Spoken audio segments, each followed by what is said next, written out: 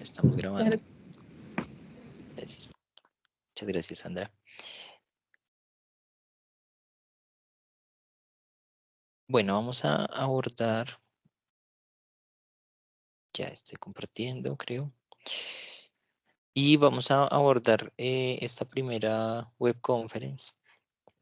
Me gustaría preguntarles de pronto un poquito cómo les ha ido con esa, tanto con la lectura. Vi la mayoría de los foros, alcancé a retroalimentarlos. La participación se hizo el fin de semana pasado, casi que en todos los casos. Entonces, bueno, después de eso estuve haciendo retroalimentaciones los martes y el miércoles un poco, y encontré muy interesantes varias de las participaciones, bueno, casi que en su totalidad. Me parecía muy chévere cómo lograron abordar uno de los textos que traía para presentar hoy, que es el texto de Emma Dexter, el de dibujar el ser humano. Justamente por eso le había puesto este nombre a esta web conference, pero también me pareció muy interesante cómo abordaban otros tipos de referentes de artistas que no estaban necesariamente en las unidades del curso. Es decir, hubo una búsqueda en algunos casos de qué es el concepto de dibujo expandido y quizás qué otros artistas podemos visualizar en él. De otro lado, pues está ya como el comienzo de la escogencia de la máquina, y en esta vía también creo que encontré pues unas escogencias interesantes. A otras personas les comenté que quizás eran máquinas que todavía estaban muy relacionadas al ámbito de la creación de la imagen, y en ese sentido iba a ser difícil de pronto expandir el potencial o generar un potencial de creación de forma y de gesto de la máquina, sabiendo que ya la máquina, digamos, tiene una historia en sí misma dentro de la realización de las imágenes o dentro del dibujo concretamente. Pero me gustaría saber en este momento, pues, cómo les fue con esas dos cosas. Primero, como con el concepto de dibujo expandido, y también con la escogencia de la máquina. No sé si algún par de personas quisieran como dar su opinión o ejemplos de lo que escogieron, de lo que buscaron, y desde ahí conversamos un poquito antes de entrar como en materia.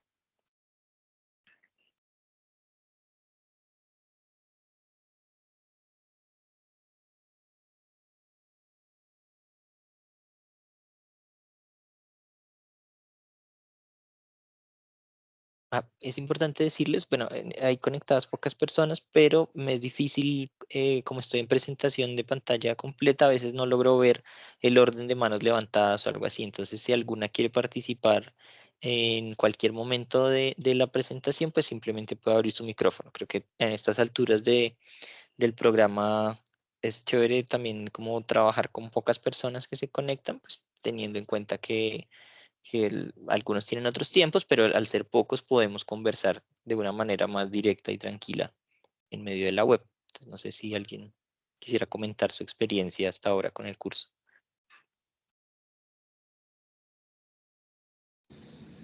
Bueno, buenas tardes, profe Moisés, y buenas tardes, compañeros. Bueno, personalmente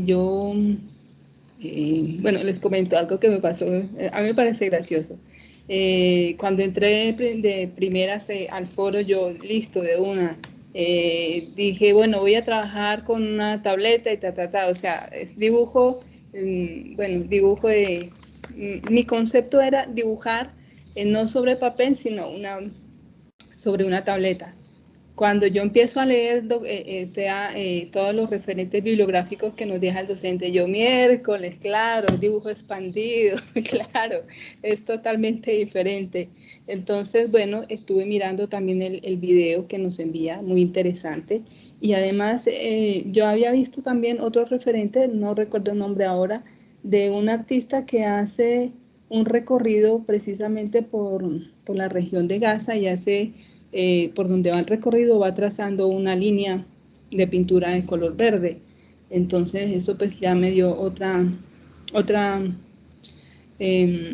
expectativa. Teniendo en cuenta entonces en donde yo vivo, qué materiales puedo usar para hacer este tipo de dibujo expandido.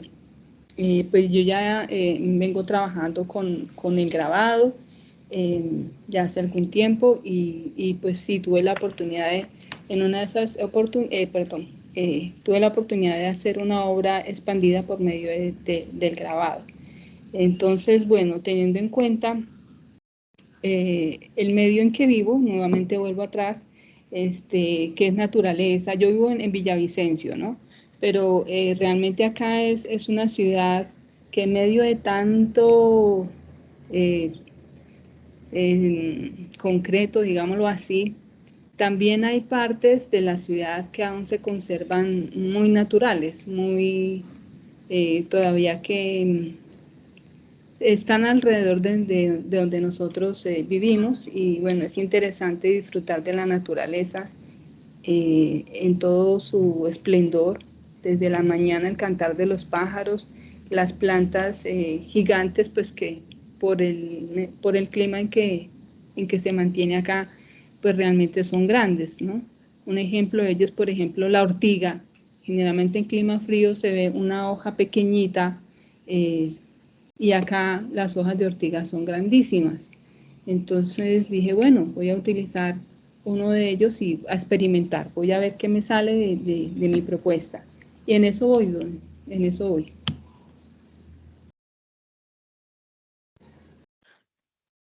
Bueno, Sandra, muchas gracias. Yo creo que eso nos permite conectar ambos asuntos, ¿no? Como la comprensión de esa expansión, eh, para ponerlo en este término, espacio-temporal del dibujo, ¿no? Que sale, digamos, del espacio bidimensional a lo tridimensional, pero también se permite salir del tiempo fijo de la imagen a construir en algunos momentos unas prácticas cuyo proceso es la obra misma o que lo que el momento del hacer el dibujo, de la creación de los trazados, es la obra y no solamente la imagen final, pues le lanza a uno también la pelota y la pregunta por nuevas posibilidades, quizás mucho más grandes que pensar que es como dibujar con otros objetos, como lo decías al principio, ¿no? Con la tableta, o uno podría pensar, no, pues dibujo sobre piedra o en tela. Claro, todo eso es posible y es parte de lo inicial del curso, como igual existe una bidimensionalidad en eso que escogemos, pero luego también cómo saltamos a estos ejercicios espaciotemporales. Entonces, muy bueno que te hayas permitido cambiar de la tableta, que igual yo siento que casi que cualquier herramienta tiene un potencial de ser transformada y de tener nuevas posibilidades de uso, incluso la tableta, pero creo que es incluso más pertinente preguntarnos pues por cosas como qué es lo que hay en mi espacio, qué es lo que hay en la región, qué es lo que me ocupa y desde ahí proponer posibilidades de creación de imagen. Entonces, pues sí, creo que el asunto de la naturaleza va a estar muy bien y digamos que ya hemos tenido experiencias en el curso donde han trabajado con cosas como hojas, como objetos naturales, residuos de frutas, cosas así, y creo que es muy potente a donde se puede llegar porque es un espacio por completo por explorar. Bueno, yo traía un fragmento del libro de Vitamina D1, el texto de Emma Dexter, traducido por Juan Mejía, que también creo que está en las unidades, en los contenidos, para hablar un poco como de esa cotidianidad del dibujo. Sin embargo, en realidad vi que muchas lo pusieron también dentro de los foros. Creo que estamos ya muy relacionados entonces con ese texto. Igual yo les voy a enviar esta presentación, lo podemos retomar de nuevo. Y básicamente lo que habla todo este documento es de cómo el dibujo está como fundido en nuestra cotidianidad. Entonces, por ejemplo, en este párrafo Emma Dexter expresa de que el dibujo está como en muchas dimensiones de nuestra cotidianidad. Cuando uno hace matachos y está hablando por teléfono, en la escolaridad está muy presente, incluso cuando uno está en procesos de aprendizaje de la escritura, ¿no? Lo primero que aprendes a dibujar, a garabatear y a partir del dibujo como un control de la mano salta al aspecto escrito. Incluso también la dimensión simbólica de las cosas empieza cuando uno empieza a garabatear y a generar formas, es decir, esa posibilidad de traducir el mundo tridimensional a lo bidimensional es una de las primeras cosas que uno aprende como lenguaje. Entonces el dibujo está como cosido, un poco tejido a nuestra cultura, nuestras formas de hacer e incluso a formas de hacer que escapan como de esa educación occidental, ¿no? Hay muchas culturas que utilizan el dibujo para afirmar su presencia en el mundo, para comunicarse, para proyectar el futuro, para pensarse en términos metafísicos y religiosos. Y una de las frases que a mí más me interesa de este, y voy a leer solo la última, digamos, dibujar es parte de lo que significa ser humano. Y ya dice, en efecto, sería ridículo aplicar este enunciado a cualquier otro medio más especializado, como la pintura, la escultura o el collage, pero de alguna manera aplicado al medio del dibujo, la idea resulta más fácil de asumir. Es decir, cuando uno dice vamos a dibujar la situación o vamos a, sí, a establecer un campo de relaciones o cuando uno va a organizar, no sé, un estante o un espacio, yo creo que es más fácil pensar que uno lo que está haciendo es dibujando ese espacio, ¿no? Poniendo cosas en relación, generando una forma. Y en ese sentido, esa palabra de dibujar o diseñar está mucho más pensada en la cotidianidad que lo que podría ser la pintura o la escultura. Creo que esa es la fuerza que en los 60 desde movimientos pues que se están pensando lo que es el arte, como el land art, como el arte conceptual, pues vuelven a esos elementos esenciales, racionales del dibujo para pensar que ahí ya hay un proceso de creación posible. Por eso el dibujo, digamos, se suelta más rápido en términos de hablar de expansión que otros medios como la escultura o la pintura, ¿no? Hoy en día hablamos de instalación, pero incluso la instalación está entre ese medio del dibujo y la escultura, es decir, sigue estando muy presente el acto de dibujar. Y creo que por eso este curso, y me gustaría mucho como poner eso en perspectiva, este es el curso del programa que más tiene un vínculo con las actividades espaciales, ¿sí? Es decir, al menos de esta línea de profundización. El resto de cursos permanecen en lo bidimensional, digamos, hay apuestas de circulación, de otros tipos de formatos como los fanzines y demás, pero la apuesta escultórica, instalativa, de pensar el espacio de exposición e instalación de las cosas, está sobre todo en este curso. Entonces, vale la pena que lo pensemos también no solo como ese concepto de dibujo expandido, sino como un curso que les permite experimentar asuntos como la instalación, como la espacialización, el registro de esa espacialización, que van a ser asuntos muy importantes en su trabajo de grado. Como ya lo habrán visto, lo van a ver cuando vean investigación en procesos artísticos o los talleres, ¿no? El asunto de cómo dispongo las cosas y cómo las registro tiene todo que ver con este curso, ¿vale? No sé si quieren comentar algo más pronto del texto de Emma Dexter, de lo que encontraron en él, em, o de algún otro referente que hayan visto de dibujo expandido, o seguimos mirando.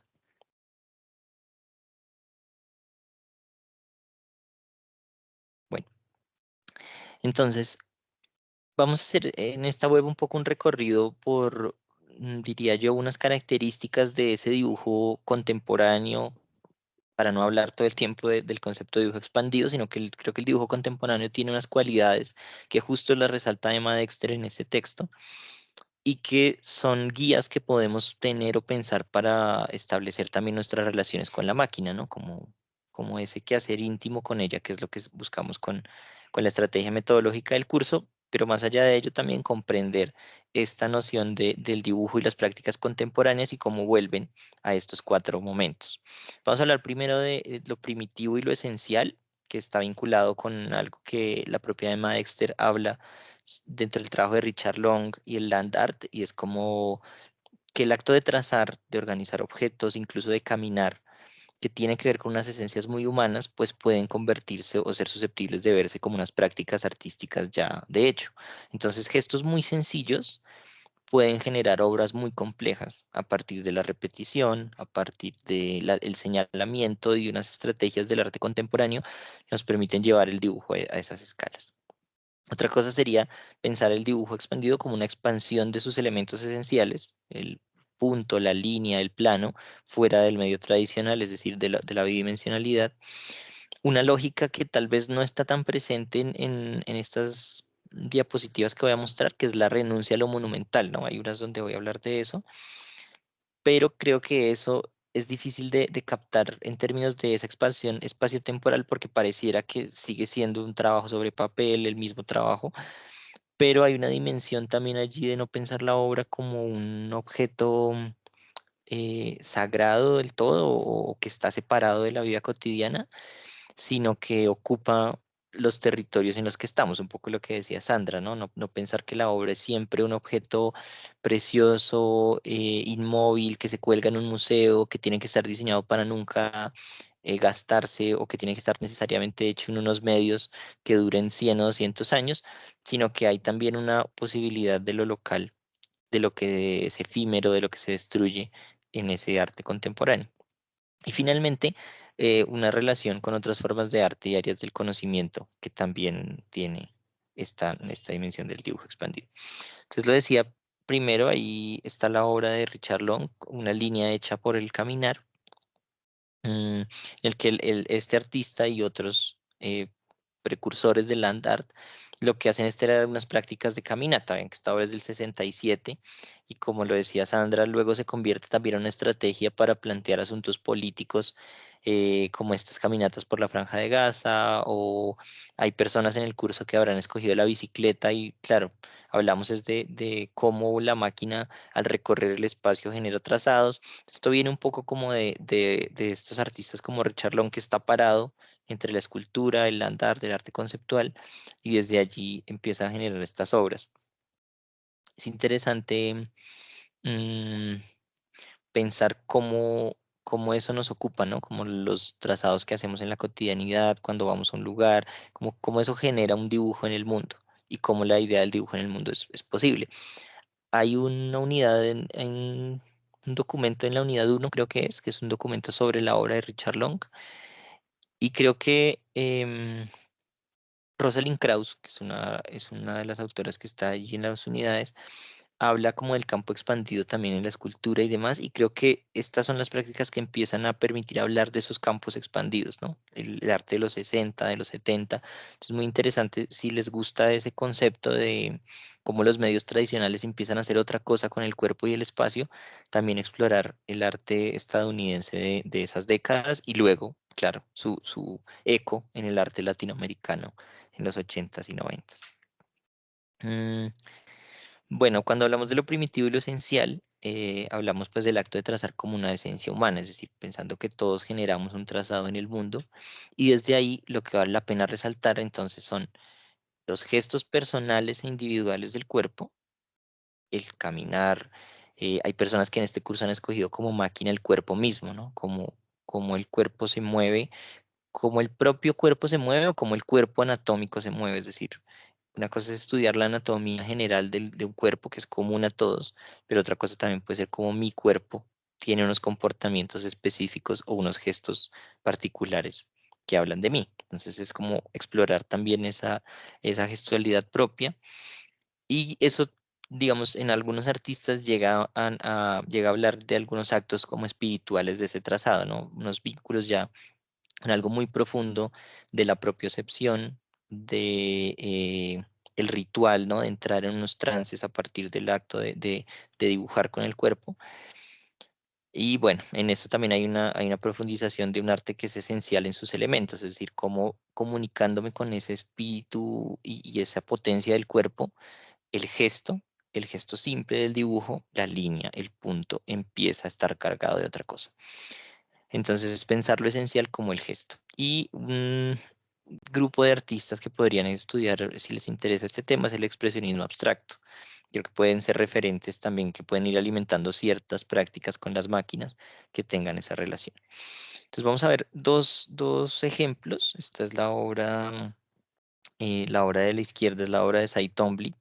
Es un artista que explora entonces la gestualidad de su trazado, va deconstruyendo de a pocos el gesto de la escritura propia y cada vez va siendo más como se va preguntando por el acto de escribir y va desprendiéndose de las letras cada vez más hasta llegar es al grafismo. Entonces esta idea del expresionismo abstracto tiene que ver con eso, ¿no? Una expresión que no busca la representación, sino plantear el gesto y repetirlo y a partir de esa construcción llegar a cosas. Del otro lado está Agnes Martin. Digamos que sopesando esto es una obra mucho más mm, racional, o sea, les voy a mostrar de una vez. Este es, por ejemplo, un cuadro de Agnes Martin. Son puras retículas, puras repeticiones de gestos, uno tras otro, uno tras otro, uno tras otro, y creo que es precursor de asuntos como la arte terapia, como em, esta dimensión ritual que algunas veces vemos en Instagram, no sé, quizás han visto esos artistas que hacen laberintos con sal o que con escobas van diseñando como algunos dibujos gigantes a partir de arrastrar arena. Todas esas prácticas meditativas del arte em, tienen un lugar en estas posvanguardias como el expresionismo abstracto. Evidentemente, si uno pudiera verlas en una versión ampliada de la práctica artística no occidental, pues ya estaban ocupadas en otras culturas, los chamanes llevan siglos haciendo esto, pero esa concepción de que esto es una práctica artística empieza a ser más fuerte en el arte hegemónico con el expresionismo abstracto. Entonces aquí vemos como una gran posibilidad de pensar el dibujo como ese gesto corporal que se repite y va generando marcas. Claro, es una lástima, por ejemplo, que para estos artistas la obra tuviera que ser finalmente la imagen, como la imagen es la que resulta o la que representa lo que pasó, cuando en realidad el proceso es lo que es muy potente, ¿no? Lo que los ocupa es la acción de estar ahí repitiendo líneas, gestos, pequeños movimientos, y tal vez lo más rico de ver sería esa presencia corporal. Ahorita en el Mambo, aquí en Bogotá, hay una exposición que se llama Viceversa, y hay en la parte, digamos, de abstracción de la muestra hay una obra de un artista de un salón nacional de hace como 10 años, que lo que hace es hacer líneas sobre un tablero. Y ahí sí está el tablero y el video, ¿no? Entonces, ¿cómo podemos enriquecer esa experiencia de la imagen a partir de un registro? Que era lo que les decía ahorita. Entonces, bueno, otro lugar de expansión posible es como pensar los elementos esenciales fuera del medio tradicional. Es cómo se piensa la línea, en este caso, en el caso de Fred Sandberg, un escultor estadounidense, digamos que está más vinculado al arte conceptual también, aunque cabe también dentro del expresionismo abstracto. Y lo que hace Fred Sandberg, si se dan cuenta, es a partir de líneas construir el espacio. Y entonces el espacio empieza a volverse un asunto de dibujo, ¿no? A mí me parece muy potente como él logra casi que aplanar el espacio, ¿no? Los espacios son tan limpios, el lugar desde donde salen las líneas está tan escondido, ¿no? Uno no ve los nudos. Fred Zambak hizo una exposición aquí en Bogotá hace como unos 10 años ya, y había una limpieza increíble en esconder ciertos detalles de la materialidad para que uno realmente pudiera casi que aplanar el espacio, ¿no? Como volver otra vez bidimensional, y había un juego todo el tiempo muy complejo en cómo estas piezas ocupan el lugar y nos hacen conscientes de él, ¿no? No sé si hasta aquí alguna quiere comentar algo. o-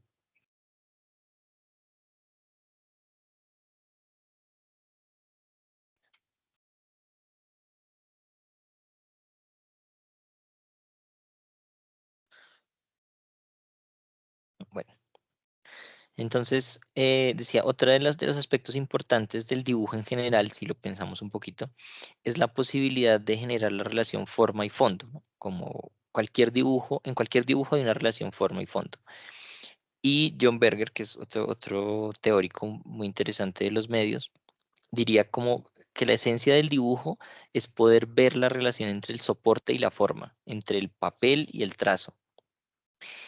Yo creo que estos artistas del dibujo expandido también nos permiten hacer conciencia del espacio, como del soporte en el que está hecha la obra. Entonces, aquí no hay una escultura, si se dan cuenta, uno no se centra en una línea o en uno de estos cuadrados, ni siquiera se centra en la secuencia de cuadrados, sino que lo que se centra es en la relación entre todos esos cuadrados y el espacio, que es como nace también un poco el concepto de instalación como obra. Pero lo que hace eso es volvernos muy conscientes del espacio. Creo que yo tenía esta es otra, por ejemplo, otra vista de obras de Fred Sandback. Como lo decía aquí, claro, él genera un espacio nuevo, ¿cierto? Pero también nos hace muy conscientes de qué es lo que tiene el espacio arquitectónico alrededor de él.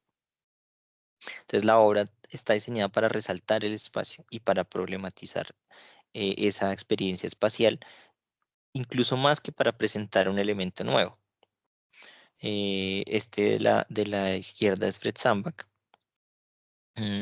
Sí, o sea, es un trabajo aparentemente muy sencillo, no un trabajo con hilo, pero que tiene una potencia arquitectónica, conceptual, experiencial muy importante.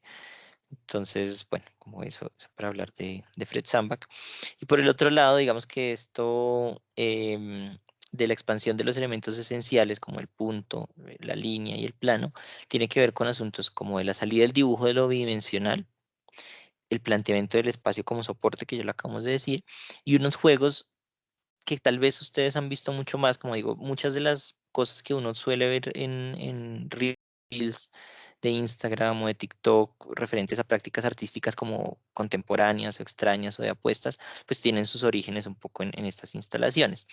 Entonces, el trabajo de Regina Silveira, que es un trabajo sobre los anamorfismos, quizás ustedes han visto esas pinturas en tiza sobre el piso, que desde un punto de vista parece que hay un objeto tridimensional, pero si uno se mueve lo que se da cuenta es que ahí es un efecto de mancha distendida en el piso para que desde un punto parezca un objeto. Empezó a hacer un trabajo de estudio de artistas también de los 70s y 80s, como Regina Silveira, una artista brasilera, que construía este tipo de instalaciones. Entonces, aquí sí que el juego entre lo bidimensional y lo tridimensional es mucho más evidente, ¿no les parece? Como que, claro, acá uno dice, bueno, hay un juego espacial, puede ser una escultura, pero aquí es evidente que es una imagen como que sale al espacio y de alguna manera contamina o transforma el espacio por completo en otra cosa. Vean, por ejemplo, esta comparación, ¿no? Un poco de la imagen al espacio y por otro lado del espacio a la imagen, ¿no? Convertir eso tridimensional nuevamente en una imagen que por momentos es plana, que tiene una forma, pero que sigue estando abarcando todo el espacio que estamos viendo. Mm, me surge una pregunta, profe Moise. Claro. Este, en la obra de Janine Anthony, cuando ella hace su participación en pintar con su cabello una sala de un museo, ¿eso se valdría dentro del dibujo? eh, Sí. lo que nos está explicando, o eso ya entraría dentro de pronto la pintura, no sé, porque ella está pintando, o sea, es con su cabello, como si Ujú. hiciese una brocha, ya se saldría de, o también incluiría dentro del dibujo. Yo creo que esa es una práctica perfectamente posible dentro de esta dimensión del dibujo expandido, incluso dentro del curso, ¿sí? Vamos a ver, a adelantarnos un poquito a ver la obra, por ejemplo, de Elena Almeida, que es otra artista que traía. Sí, muy Y yo creo similar. que, ajá, y yo creo que hay un carácter como de lo performático también, ¿no es cierto? Ya. Ujú. Y es como, yo creo que esto es dibujo en términos de cómo uno piensa el espacio y la forma que ocupa el espacio tras ese performance. Otro ejemplo de esto, como tú dices, este performance de Una cosa es una cosa, de María Teresa Hincapié, aquí en Colombia, en el que ella lo que va haciendo es como organizando unos objetos cotidianos referentes a unas funciones que han sido como relegadas o dictaminadas a la mujer pues de una manera patriarcal. Pero entonces empieza a organizar y organizar y organizar y va dando vueltas y vueltas en espiral a esos objetos y indiscutiblemente ahí se genera una forma, ¿sí? Yo creo que hay un asunto que tiene que ver con la intención del artista sobre ello, ¿no? Quizás María Teresa Hincapié jamás estaba pensando que esto era una acción de dibujo, quizás algunas personas que la vieron lo pensaban, pero creo que más allá de eso, lo que intentamos es como hacernos conscientes o apostarle conscientemente a ese tipo de prácticas performáticas como dibujo. Entonces creo que esa obra que dices perfectamente podemos leerla desde allí, o podríamos leerla en términos del color, de la creación pictórica que hay en ello, pero también podríamos leerlo desde el lugar de la forma, ¿no? La forma que se va generando en los trazados, ese proceso de trazar que está mucho más vinculada a la concepción de dibujo. Entonces, creo que hay una intencionalidad en ver estos acontecimientos como dibujo, que es lo que nos interesa en el curso. Muchas de estas obras que les estoy mostrando no están necesariamente planteadas como dibujo de parte de los artistas, pero sí recogidas como dibujo expandido de parte de los autores, de los críticos, de quienes analizan estas obras. Entonces, la idea es que conscientemente podamos como viajar allí. Una de las personas que ha hablado de su obra como dibujo y dibujo en el espacio expandido es justo Regina Silveira. Sin embargo, Fred Sandback habla más de su obra como en términos de la instalación, ¿no? Y de lo que pasa allí, aunque en algunos momentos en conversaciones con otros artistas de esa época hablaban también del problema del dibujo en el espacio. Entonces creo que es una cuestión de intención de cómo lo leemos. No sé si respondo a tu pregunta con eso, Sandra. Sí, profe, perfecto. Vale. Bueno, entonces, básicamente, claro, el esfuerzo del curso es cómo sostenemos una experimentación con la máquina pensando en esas posibilidades de dibujo que tiene, así esas posibilidades también nos lleven a unos procesos muy performáticos, esculturales, de transformación de la materia en unas dimensiones profundas, incluso en asuntos que pueden tener que ver con programación, con sonido, con otro tipo de artes, pero estamos es pensando en esa relación de la forma y el espacio y de la forma que se crea en el tiempo. Por eso usaba la palabra como espacio temporal para hablar un poco de cuáles son los límites de lo que estamos haciendo. En el dibujo contemporáneo hay otra cosa que me parece muy importante rescatar hoy, es la renuncia a lo monumental, el trabajo con materiales poco convencionales que no son del orden de la creación artística tradicional, al menos no hasta los 50. Y quería mostrarles como, por ejemplo, lo que nos comentaba Sandra de las hojas, los objetos de la naturaleza. Aquí hay muchas personas que han trabajado con hilos, con lanas, pero de pronto también con otro tipo de materiales sobrantes, de materiales cotidianos, y unos de los artistas que más empezaron a hacer obra alrededor de eso fueron los artistas conceptuales, ¿no? Recuperar como una cotidianidad y pensar que la obra no está en su material, sino en su contenido, ¿no? En su contenido conceptual. Mel Bochner entonces empezó a hacer una serie de obras con estos papeles pertenecientes al mundo de lo industrial, del diseño gráfico, del dibujo técnico, y digamos que simplemente lo que hacía eran unas variaciones o juegos plásticos con esos materiales o intervenciones a esos dibujos. Hoy en día, si ustedes estudian un poquito la obra de Nicolás París o de Mateo López aquí en Colombia, se van a encontrar con justo como con la transformación de esos materiales, a veces incluso sencillos del mundo mismo del dibujo, de las papelerías, no sé, otros artistas como Daniel Salamanca que trabajan con reglas, con escuadras, las renuevan, las transforman, le dan como un sentido también de creación a esos materiales de las papelerías o cotidianos, ¿no? Y hay como un doble juego de renuncia a lo monumental y a los grandes materiales de la instalación y la escultura, como podría ser, no sé, el bronce, el yeso, o en el caso de este dibujo expandido, pues no son los papeles profesionales y caros, sino es el trabajo tal vez con las libretas que ya están hechas, con el papel cuadriculado, bueno, hay como yo digo, una renuncia a lo monumental en eso y un planteamiento de lo local como algo muy importante, ¿no? Lo que tú decías, lo que yo tengo a la mano, lo que hay en el lugar en el que estoy, lo que me interesa desde niño, ¿no? De pronto no sé, los juguetes, ciertos materiales, las cáscaras de algo, bueno, todo eso es susceptible de ser pensado como un material de dibujo y el arte contemporáneo y el dibujo contemporáneo también ocupa eso. Entonces lo decía, hay una aceptación de los medios sencillos, unas escalas no monumentales, y esto se refiere si uno piensa, incluso hasta entrado el siglo XX, como que los grandes resultados son unos formatos inmóviles y grandes de pinturas, o incluso uno mira, no sé, la obra de Duchamp, claro, tiene unas escalas a veces muy pequeñas, pero pues el gran vidrio sigue siendo una obra gigante. em, La obra de Tomás Saraceno, del trabajo que hace con las arañas, también podría pensarse desde esta perspectiva, ¿no? De pronto que se Ujú. analizara desde el dibujo expandido, no sé, el resultado que él hace cuando pone sus arañas que ellas trabajan libremente, entonces, no sé, mirar cómo se desarrolla en ese salón, en ese ambiente, el trazo de pronto que hacen ellas, dependiendo el medio o la temperatura, o hasta también la musicalidad que se les imponga. ¿Podría ser? Sí, sí, yo creo que sí, yo sigo unas cuentas de ese tipo de instalaciones. Por ejemplo, en Instagram hay una cuenta que se llama como Vitrus del Hoyo o algo así, que muestra como muchas instalaciones que tienen ese carácter, ¿no? De cómo las cosas se comportan en el espacio, cómo eso es variable.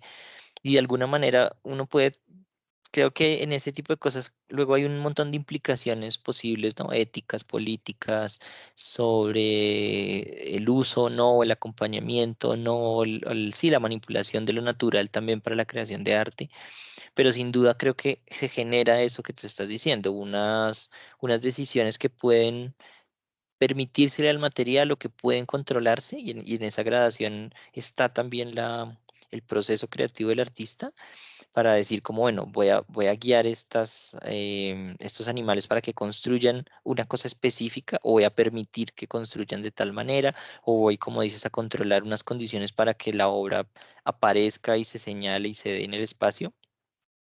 Entonces creo que esa dimensión de la intromisión del artista es muy importante en esto que estamos haciendo, y sin duda eso es una práctica también de dibujo, ¿no? Como de entender que el mundo se va a trazar, de proyectarlo, de permitir que se configure, por ejemplo. Yo creo que ahí hay unas prácticas de dibujo importantes. Entonces sí, creo que en esta misma vía de ponerle la intencionalidad de que estamos generando procesos de trazado, eso también es perfectamente posible.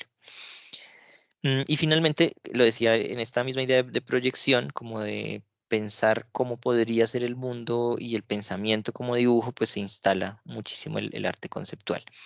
Entonces, les traigo dos ejemplos, nuevamente la obra de Mel Bochner, otra obra de Mel Bochner, la que lo que él hace es como organizar una exposición, y como él es de los que están organizando más cosas en la exposición, recoge todas las facturas y papeleos, o sea, todos los recibos, cartas, seguros, facturas de materiales, cotizaciones de técnicos, como todo lo que implica la exposición en sí misma, y recoge todos esos papeles impresos y los legaja en estas acetas. Entonces tiene como estas tres acetas, donde lo que hay es un poco el documento, cuatro acetas, perdón, lo que es el documento de la memoria del proceso de la exposición misma. Entonces, y lo presenta como una pieza, ¿no? Como una pieza nuevamente de cómo la trasescena de la exposición está dibujada allí en esas acetas y dispuesta para la vista. Y la quiero contraponer o proponer también en relación a una práctica conceptual de Sol Lewitt, una artista tremendamente interesante y que varios de ustedes encontraron y lo propusieron como ejemplos de dibujo expandido. Creo que desde la acción de buscar preguntas en la inteligencia artificial hasta hacer recorridos por páginas de dibujo expandido, arrojan muchas veces a Sol Lewitt, porque creo que es un artista al que se le ha hecho mucho esta lectura de un dibujo que se expande. Y hay una obra en particular de Sol Lewitt que les quiero recomendar, y son los wall drawings, como los dibujos sobre muro, en los que lo que hace Sol Lewitt es planear instrucciones para que unos muros sean intervenidos. Entonces los wall drawings en realidad son como 500 y pico, 400 y algo de instrucciones diferentes para dibujar sobre un muro. Entonces, no sé, creo que aquí hay un ejemplo. No tengo ese ejemplo. Bueno, este de la derecha. Creo que él genera una serie de puntos y luego propone como primera instrucción, de cada uno de los puntos marcados se tiende una línea a todos los otros puntos. Segunda instrucción, a cada intersección de no sé qué se tiende una línea a otro lugar. Entonces hay como unas instrucciones que finalmente lo que generan es que la obra, cada vez que se produzca, sea dibujada por otros. Entonces casi que son las personas de los museos, los estudiosos de la obra de Lewitt, cualquiera que puede, o sea, uno puede tener acceso a todas esas instrucciones y tener una obra original de Sol Lewitt, por decirlo de alguna manera, en la casa. Es decir, instalar la idea que tenía Sol Lewitt y replicarla en su propio espacio. Entonces, claro, hay un discurso un poco también político en ello, racional, un poco contra el mercado, pero también hay una práctica de dibujo muy interesante en eso, ¿no? Como el dibujo instruccional, que era un poco la obra instruccional. Hay un libro muy bonito que se llama Do It, en el que también participa, aparte creo que solo Yoko Ono, por ejemplo, y otros artistas, donde lo que hacen es proponerle prácticas al espectador para que la obra ocurra en ellos mismos. Sol Lewitt es uno de esos artistas, y creo que es muy clara la relación con el dibujo, ¿no? Como digo, Tiene todas estas instrucciones. Y Sol Lewitt es un artista bastante, digamos, que hace variaciones, racionaliza cosas. Hay un documental muy bonito sobre Sol Lewitt que muestra cómo el cine y el movimiento y la imagen en movimiento es la que le dan la idea de cómo plantear, sí, el movimiento a partir de variaciones sencillas sobre elementos esenciales del dibujo y de la forma, que es el cubo, la línea, perdón, el cuadrado, la línea. Entonces, por ejemplo, este son como una serie de variaciones sobre un cuadrado. ¿Qué pasa si lo divido en diagonales? ¿Qué pasa si, sí, como una o dos líneas? Creo que la lectura es como esta, ¿no? Como que aquí hay una intervención de una línea, aquí hay una intervención de dos líneas, hasta aquí. Luego ya empieza una intervención de tres. Bueno, hay como toda una serie de lógicas en esa experimentación que conecta, lo decía al principio, con otras áreas como la matemática, pero sobre todas las cosas plantea esto que era la renuncia a lo monumental e incluso a la noción de obra de arte misma, ¿no? Con estos wall drawings, ¿no? Como que la obra está ¿dónde? En la instrucción, en el concepto de construir la exposición, en haber recogido todas estas facturas, como dónde descansa eso en términos también racionales. Bueno, eso también ocupa lugares en el dibujo expandido y quería mostrarles estas dos obras de Mel Bochner. Por ejemplo, esto que es un gesto, ¿sí? Del arte conceptual. Él escribe en un sello, manda a hacer un sello que dice como el lenguaje no es transparente y lo empieza como a superponer y a superponer hasta que genera unas densidades con eso, como gestos casi que como cómicos, pero que hacen pensar mucho en la naturaleza de los materiales, del lenguaje mismo. Y también tiene esta obra que me parece que va muy en la vida de lo que comentaba se me olvidó, perdón, yo vuelvo a decir rápido, de Fred Sandback, en hacernos conscientes del espacio, ¿no? Pero esto sí es profunda y conceptualmente hacernos conscientes de que el espacio arquitectónico que ocupamos es un espacio dibujado. Pues, lo único que hace Mel Bochner en varias de sus obras es señalar las dimensiones del espacio, como ¿cuándo está la obra? Pues en hacer conciencia de que este espacio está diseñado, pensado por otros, dibujado, que el espacio no es neutral, sino que tiene unas condiciones humanas también construidas. Entonces, si bien aquí hay unos juegos con los que uno puede estar, no sé, no le puede parecer más o menos aburrido el arte conceptual, pero hay toda una apuesta y un choque muy grande en esto, ¿no? Antes de esto, pues todo era la obra que se colgaba o empieza a aparecer el performance, empieza a romperse cada vez más como las posibilidades hasta llegar a este tipo de cosas, ¿no? Como la obra es el señalamiento del espacio o el señalamiento de algo. Finalmente, bueno, no finalmente, bueno, sí, finalmente vamos a hablar de esto que es como la relación con otras formas de arte y áreas del conocimiento. Entonces el dibujo y el performance, el dibujo y la arquitectura, que también lo vimos un poquito, ahorita hacemos la reflexión con la obra de Sol Lewy y de Mel Bochner, la dilución de los medios artísticos, que es lo que siento yo tiene como bandera el arte contemporáneo, ¿no? Ya no pensar necesariamente un medio, sino la práctica artística en general, y eso ocupa diversos medios, diversas formas que se interceptan. Entonces, yo considero que hay una riqueza muy grande en expandir los medios para llegar a esas soluciones, como que es otro camino el que vamos a tomar aquí y es a partir de la máquina, qué medios están, qué medios se pueden desarrollar, cómo la integramos, cómo dibujamos con ella. Pero finalmente lo que ocurre es esa dilución de medios fijos. Y finalmente como proyectos interdisciplinarios y esquemas de investigación, es decir, también pensar lo educativo, lo investigativo, las lógicas del mundo a partir de esa relación del dibujo con ellas.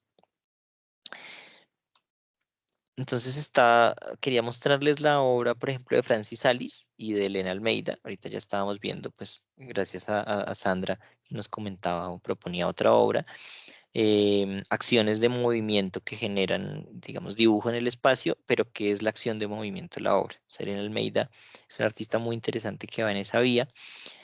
Y Francis Alice también es otro artista que además tiene unos elementos de ese juego conceptual. Creo que aquí está. más imágenes.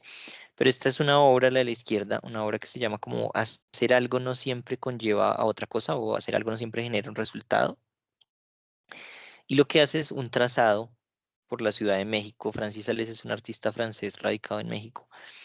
Hace un trazado por toda la Ciudad de México en un momento muy soleado con este hielo y claro, va dejando un trazo que, no sé, media cuadra pues ya se evapora y genera un trazado que se va volviendo invisible solamente con la acción del paso del tiempo y del sol que está allí. Entonces es como, claro, una acción corporal muy pesada donde él tiene que mover un gran bloque difícil, compleja, que todo tarda horas y horas hasta que por fin por toda la ciudad se vuelve un hielo muy pequeño y se deshace y, y al final no genera nada, ¿no? Es como si ahí hay o no una acción artística. Eso está en la página de Francis Alice, todo un video donde va mostrando el desgaste ese ladrillo o ese bloque de hielo hasta que desaparece por completo. Y bueno, creo que Elena Almeida también es una artista muy interesante en esa vía. No sé si ustedes la conocen. Ahorita Sandra decía que sí, quizás nos quieras comentar algo sobre la obra de ella.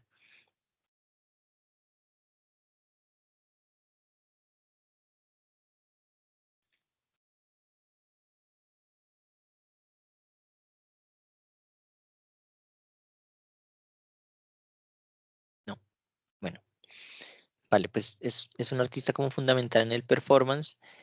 em, y creo que tiene también todas estas experimentaciones. Estos son como dos momentos de una serie de obras de Elena Almeida, donde se lanza esta acción del dibujo, de generar la huella sobre el papel a través de su cuerpo, pero también pensar un poco como en qué le ocurre a ese cuerpo con la huella y demás.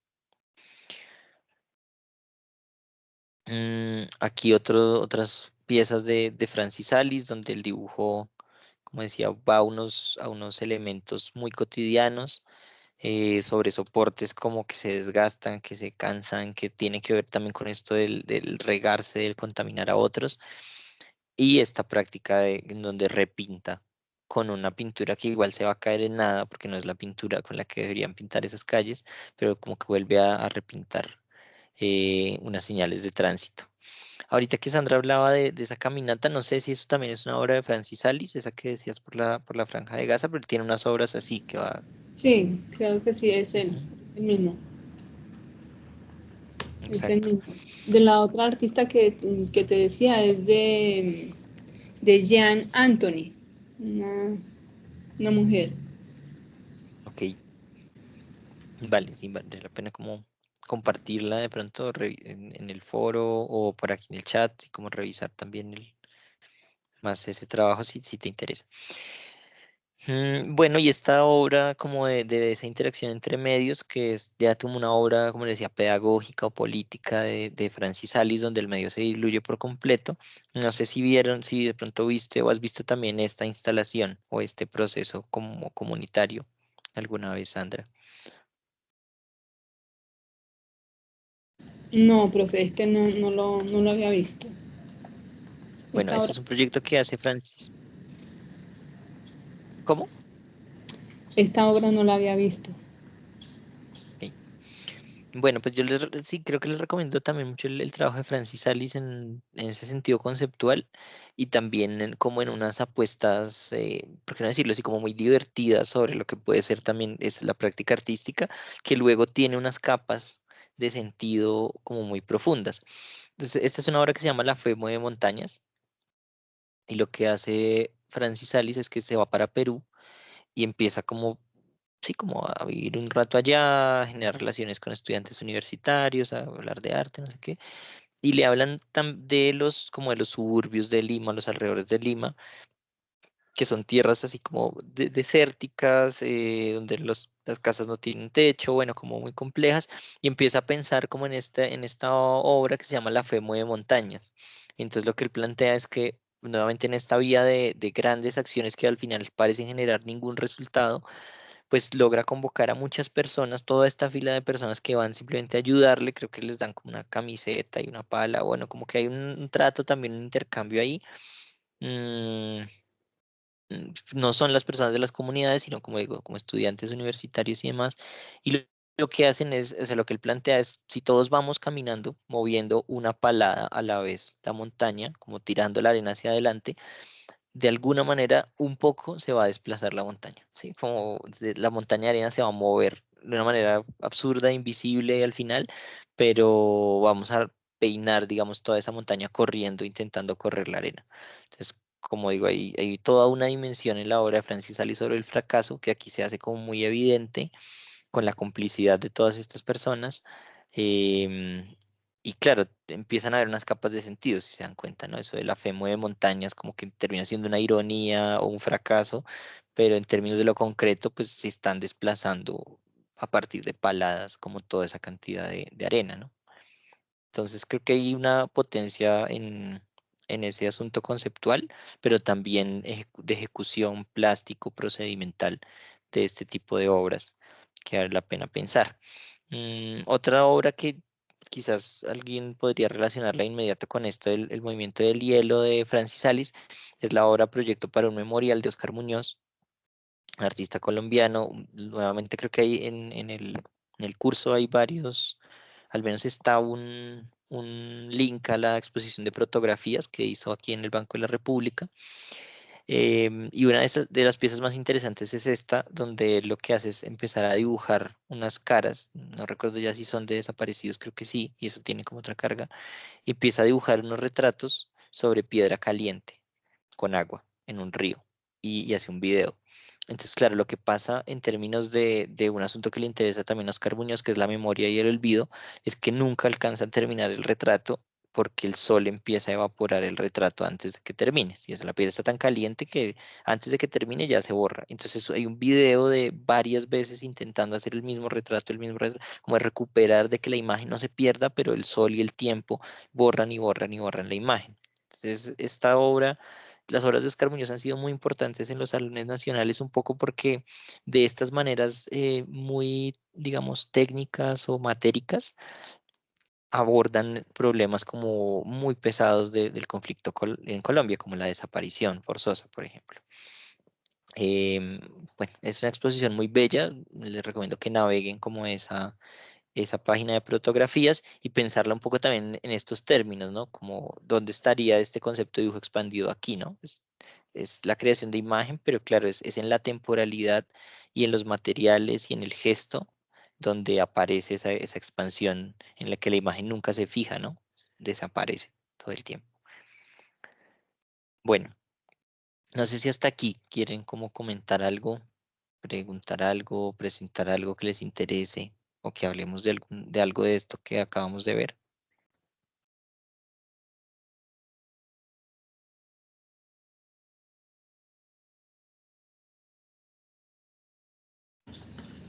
Que, bueno, me parece muy interesante que se vean los videos de Oscar Muñoz, porque pues las puestas de él siempre son una crítica social. Lo mismo que, ¿cómo que se llama? Es que no recuerdo bien el nombre, de este señor que hace los dibujos en el piso. También él tiene varios videos interesantes y también hace críticas sociales eh, y religiosas. Sí, sí, gracias, Sandra. Sí, yo creo que hay como un despliegue, pues más allá de este asunto del dibujo expandido en la obra de esos artistas, y es importantísimo entender eso. Ahorita está como muy en las redes esta imagen de un artista sin compromiso social es un adorno, ¿no? Yo digamos que puedo tener, creo que no es tan simple, pero sí que es interesante también darse cuenta de que eso técnico está alimentado y la idea es que también en el caso de ustedes lo esté alimentado de una investigación o de un quehacer, de una conciencia, para decirlo de mejor manera, o sobre su territorio, sobre ustedes, o sobre el material mismo y sus relaciones también simbólicas, poéticas, políticas. Creo que partiendo de lo técnico también se puede llegar a todo eso y encontrar uno. ¿Hay algo por lo cual a ustedes las máquinas que escogieron los llamaron o por el cual las escogieron, ¿sí? y así parezca una cosa muy sencilla, en el fondo hay algo profundo en eso que si emerge pueden ser obras también como muy potentes. Les voy a dar, por ejemplo, esta dimensión o esta metodología de de la máquina del dibujo empezó primero como un proyecto de investigación que hicimos con unos estudiantes del semillero y, y nos dábamos cuenta de que esas máquinas que al principio parecieron ser cualquier cosa, yo escogí una máquina de coser, y luego esa escogencia yo la empecé a pensar y a darme cuenta por qué me interesaba y llegué a tener como unos diálogos muy profundos con los recuerdos y la vida de mi abuela, que era la dueña inicial de la máquina. El olor de mi abuela estaba impregnado en la máquina cuando lo fui limpiando y terminé haciendo unas imágenes en relación a ella y unas reflexiones sobre eso. Entonces, vale la pena como darse el tiempo de desentrañar esas escogencias y explorarlas profundamente y van a aparecer muchas cosas que, como dice Sandra, están también en el terreno de lo político y de lo histórico y de lo, ¿por qué no? También sí, como de la realidad cultural que ocupamos.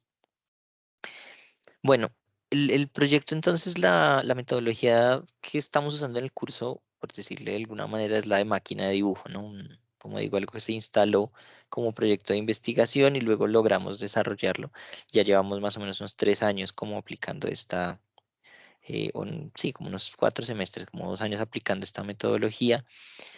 No sé si tienen preguntas, por ejemplo, directamente sobre sobre las máquinas de dibujo, sobre de pronto alguien no lo tiene nada claro.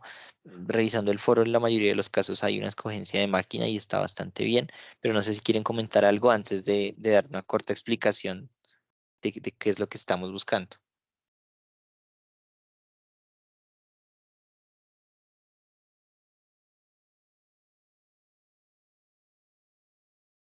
Bueno, entonces la idea es, como lo decía, seleccionar un objeto, herramienta o máquina. Yo creo que el asunto de ponerle la categoría de máquina tiene que ver con esa acción, con la posibilidad de acción misma del objeto en términos de trazado. Una máquina que produce algo y en ese sentido, un objeto que produce algo y en ese sentido hay un trazado. O como la máquina de coser o un taladro, así como máquinas que generan una acción, que si uno lo piensa bien, pues todo genera una acción en el mundo, ¿no? Pero de ahí viene la idea de sostener el concepto de máquina. Adelante, Sandra. Profe, hay una compañera que está preguntando, Vanessa pregunta si puede hacer mezcla de varios materiales. Y no tienes micrófono, o sea, no tiene micrófono entonces. No, ella lo está escribiendo en el chat, pero creo que no lo puedes ver por lo que no estás, No, estás exacto, en sí. cámara, no lo puedes leer. Voy a dejar de presentar, voy a dejar de compartir y ya vuelvo a esta presentación ahorita.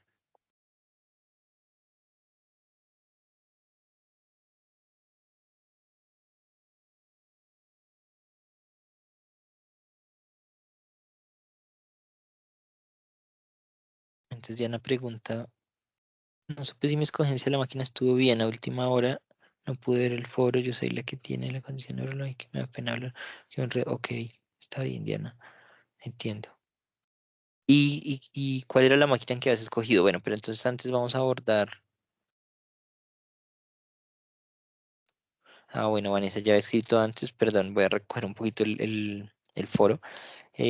Vanessa me pregunta si tiene que ver con el performance. Pues como lo decía, hay una dimensión que es sobre la intencionalidad, en la cual yo creo que sí, lo importante es cómo entendemos que estas prácticas que hacemos, sean corporales, sean hechas por la máquina, sea finalmente solo como el trazado, la acción de esa máquina, pues la leemos en términos de dibujo, ¿no? Pensando en algunas ocasiones que el soporte de ese dibujo es el espacio, es decir, hay un espacio sobre el cual estoy dibujando y en otros momentos también podemos leerlo como el tiempo, ¿no? Hay un tiempo sobre el cual está ocurriendo un trazado y ahí lo performático ocupa un lugar muy importante, ¿sí? Si uno piensa en el proyecto inicialmente, por ejemplo, había toda una categoría que era el dibujo y el cuerpo y pensábamos en las relaciones entre el dibujo y la danza, ¿no? La planimetría, los gestos de movimiento de Lavan, que es un coreógrafo que hacía como planimetrías y inventó muchas formas de recoger planimetrías.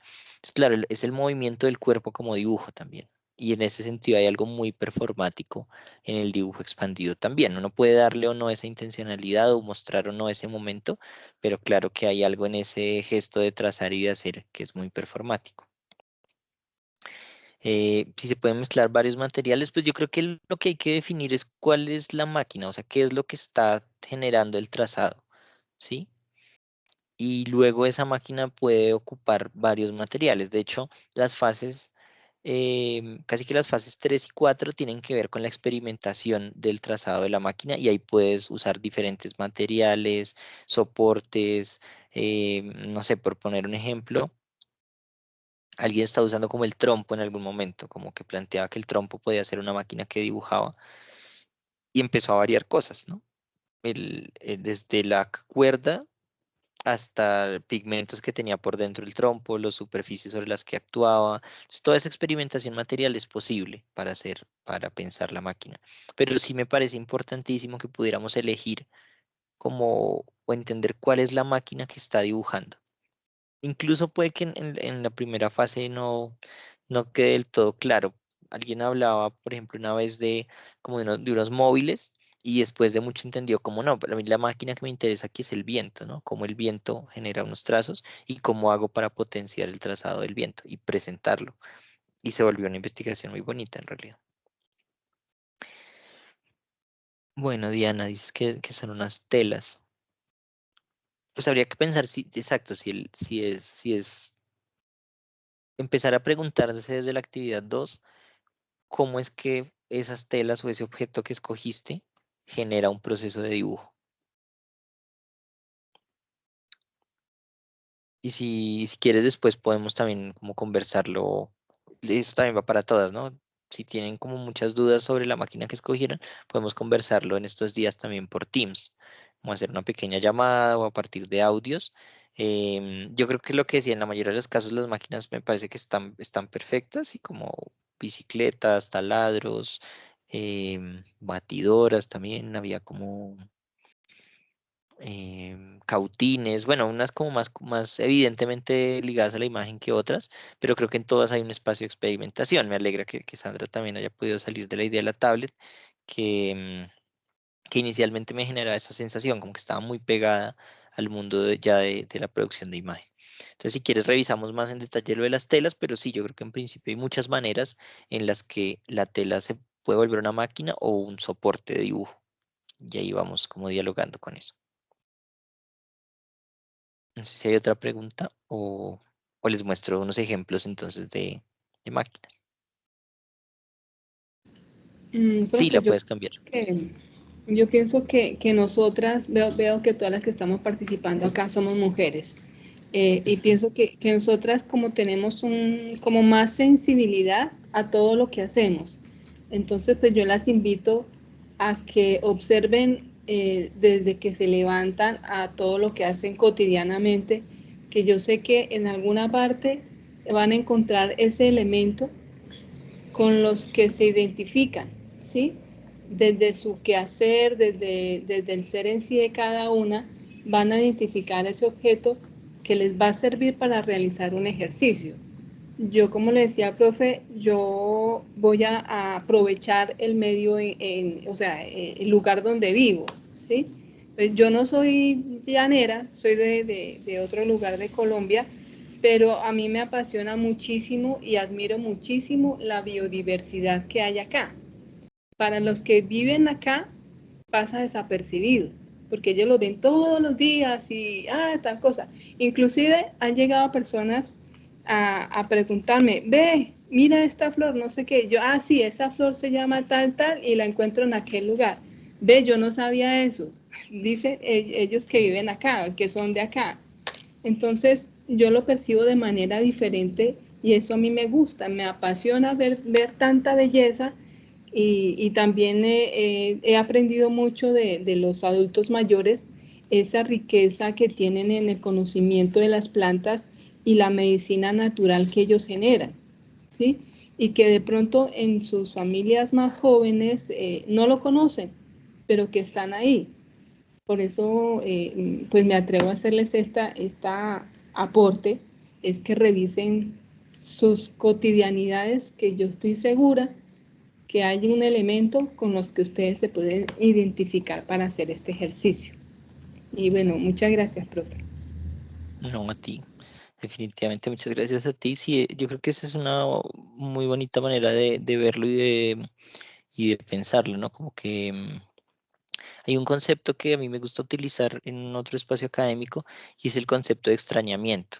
¿Cómo podemos, a partir del extrañamiento de lo cotidiano, generar nuevas propuestas sobre eso cotidiano o nuevas propuestas de creación puntualmente, ¿no? Como empezar a intentar conscientemente desconocer la función de un objeto o darnos cuenta de lo impresionante que es algo que damos por hecho y por sentado y por cotidiano, ¿no? Hace un tiempo pensaba en lo impresionante que son las sombrillas, ¿no? Como un objeto que tiene un sistema demasiado simple para enfrentar un problema como universal y que atraviesa toda la historia así como humana y es como el agua, como está lloviendo me cae agua encima y una sombrilla es un dispositivo muy simple, pero a la vez da solución a un problema muy complejo, ¿sí? Y uno empezar a darse cuenta de eso con las cosas que tiene cerca le da una potencia de creación y de observación muy intensa sobre el mundo. Hay un texto que me parecería chévere recomendarte también a propósito de esto que estás diciendo de lo foráneo y de lo extranjero, que se llama El extranjero, que es un texto de Richard Sennett, un autor como pragmatista inglés, y él habla justo de que el extranjero es el que es capaz de ver unos detalles de la realidad y de la cotidianidad de otros lugares que esas personas de ahí no ven, porque claro, solo para él es raro. Entonces él dice como que el extranjero no solamente es capaz de extrañar y de hacerse consciente de lo importante que era de esa realidad que extraña, en la que ya no está, sino de darse cuenta de lo interesante que es ese mundo nuevo al que llega o en el que está. Entonces es muy bonita esa descripción y como tú dices, creo que es un poco es el ejercicio, ¿no? Como darse cuenta del potencial y el poder que tiene alguno de esos elementos cotidianos. Entonces, bueno, para darles como un abrebocas tal vez al concepto de máquina de dibujo, decía, puede ser cualquier cosa. Entonces, aquí hay un ejemplo, dos ejemplos, como esta es una imagen tomada de YouTube de una máquina de coser, pensando también en, por ejemplo, estos son los primeros momentos de experimentación de la máquina, ¿no? Como, claro, cómo traza una máquina de coser. Entonces, ¿cómo juego yo con ese trazo? ¿Cómo lo puedo variar? ¿Qué pasa si nomás incluyendo este tambor aquí de bordado, pues ya la máquina me da como nuevas posibilidades? Y a la derecha el trabajo de una ya egresada de la universidad, Atenea Camacho, que escogió para el proyecto de máquinas de dibujo un motor tool. Entonces del motor tool, Atenea empezó a hacer unas prácticas de incisión sobre estos huevos, ¿no? Como que decía, lo interesante del motor tool es que es un taladro que puede hacer unas acciones muy delicadas. Entonces empezó a intentar llevar eso al límite, empezó a dibujar sobre cáscaras de huevo, a darse cuenta que lo que generaba eso, más allá de un dibujo visible, era como una pérdida de densidad de la cáscara y en eso había una transparencia. Creo que ya no hay más imágenes de Atenea, pero bueno, en el MUNAT, en el Museo Universitario de la Universidad, en la exposición de máquinas de dibujo que está permanentemente allí, pueden ver ese despliegue de trabajo de Atenea con los taladros que llega a lo histórico, un poco a lo emocional, habla de las bitácoras, de cómo enfrentó esa escogencia, y luego el motor tool entonces pasa a hablar del taladro, ¿no? Como empezar a ampliar la máquina. Mm, Otros ejemplos que están también en el curso y que son muy interesantes es el trabajo de Olaf Fureliasson. Olaf Fureliasson es un artista que diseña máquinas a veces para generar ciertas experiencias. Y en el hobby, por ejemplo, está este, ¿no? Que es como el dibujo del movimiento del tren. Entonces, claro, si uno piensa, en realidad la máquina que dibuja ahí es el tren. El tren es el que genera el trazado, pero lo que hace Eliasson es construir un dispositivo para fijar la imagen del movimiento del tren. Y luego es pues, muy bonito porque lo que hace es en una exposición colgar como muchos trayectos del tren seguidos que él registra con estas bolas como sismógrafos y empieza a aparecer también como una especie de reloj, ¿no? Como si los dispone como si fueran unos relojes uno al lado del otro y entonces nuevamente es claro, vuelve y cae uno en cuenta de que lo que hay ahí es un registro del tiempo del movimiento del tren.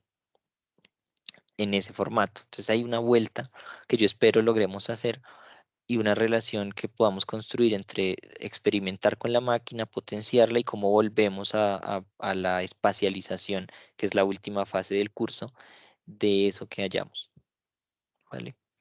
Entonces, bueno, aquí hay como 3 obras de Olafur Eliasson, un artista que les recomiendo muchísimo.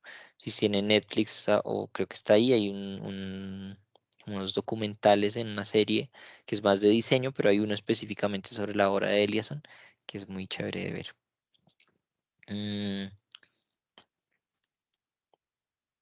Pues no sé, creo que ya hemos como sorteado un poco esto, pero les propongo como abordar estas preguntas como para ir cerrando, ¿no? No abordarlas de responderlas, sino de quedarnos pensando tal vez en esas áreas de terminar la escogencia o de cambiar o definitivamente afianzarse en ella. Como digo, yo lo que vi en los foros, creo que las máquinas están bien como están, pero vale la pena como pensar esto, ¿no? ¿Qué es una máquina?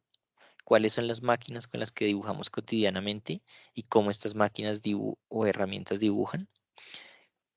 ¿Cómo dibujan otras máquinas o sistemas? ¿Qué nos dice o posibilitan estas formas de dibujo que ya son como apuestas que van a ir surgiendo preguntas que nos van a acompañar en todo el curso? Y finalmente, ¿cómo se puede ampliar, modificar o controlar el dibujo de estas máquinas? Creo que cada día más estas formas otras de crear imagen eh, son el trabajo de muchos artistas. Quizás han visto esta gente que hace tapetes, ¿no? Como que tiene unas máquinas de coser y de hacer tapetes cada vez más manuales que se pueden modificar más, que pueden em, dar más curvas, ¿no? Despegar un poco la máquina de coser de su soporte para poder trazar con ella.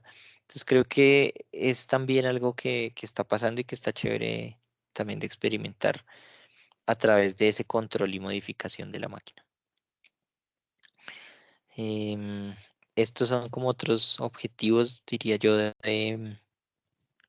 del curso: establecer relaciones formales y visuales propias, comprender el funcionamiento técnico y relacional de la máquina, pensar cómo se hacen presentes ciertos conceptos en ella. Por ejemplo, yo llegué a darme cuenta que en realidad una máquina de coser es una máquina que hace nudos.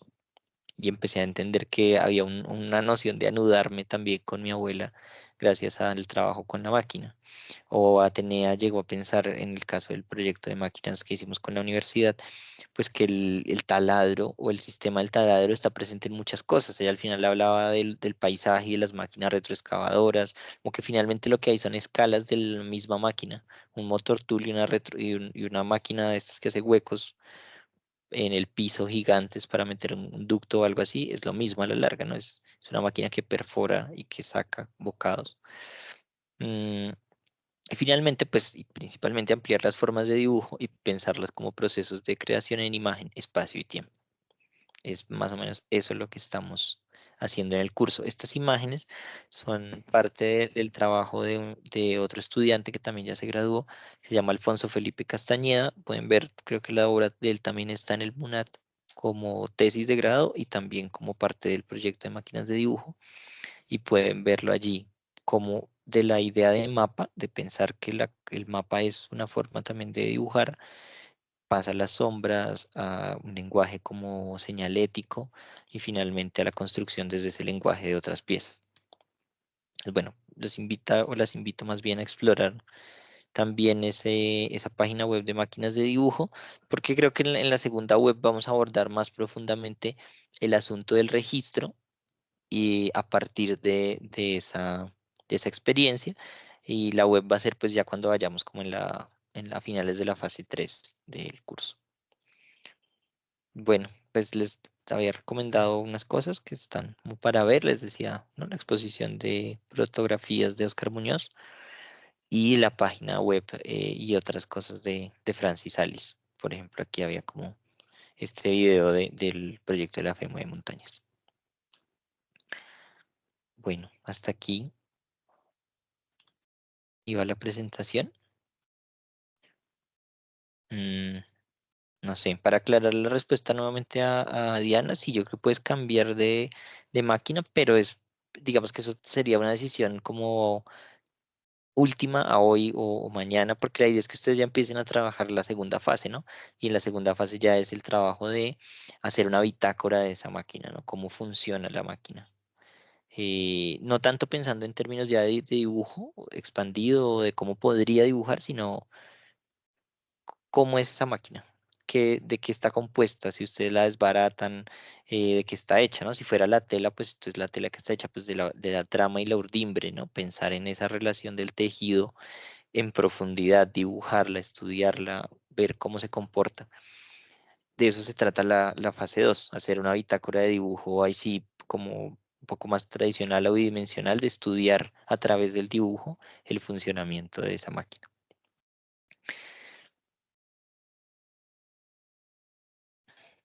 Bueno, no sé si tienen alguna pregunta o quieren conversar de algo más. Es que la idea de estas webs es que tengan una duración de más o menos 1 hora y media, o sea, es decir, en 10 minutos cumpliríamos, pero vale, Vanessa, muchas gracias por tu comentario.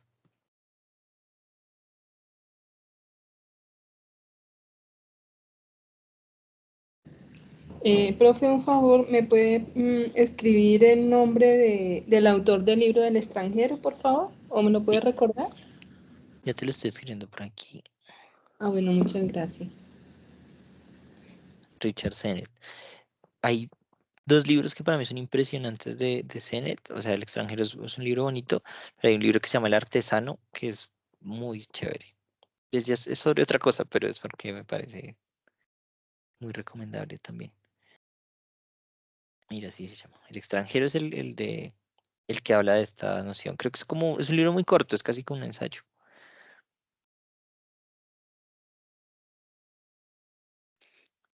Bueno, pues muchas gracias a ustedes, a todas, por asistir, por participar, y quedo muy pendiente, tanto por los mensajes del curso como por el Teams. Bueno, había una cosita que quería hablar, y era como el semillero de gráfica y dibujo. Yo les envié un mensaje sobre eso, como una invitación a esta visita guiada que hicimos, pues era sobre todo dirigido para las personas que están en Bogotá. Digamos, el semillero pues no tiene nada que ver directamente con ninguno de los cursos, pero pues si quieren participar pueden escribirme al Teams. Ya algunas personas las estoy agregando al grupo de WhatsApp que tenemos del semillero, y ahí les voy comentando la metodología, como una pequeña cuña, porque un par de personas estuvieron en la visita del curso y quedamos un poco de hablar de eso también en esta primera web. Entonces, bueno, ahora sí, muchas gracias por su asistencia y chao. Muchas gracias, profe. Gracias, compañeros. Que tengan buena tarde.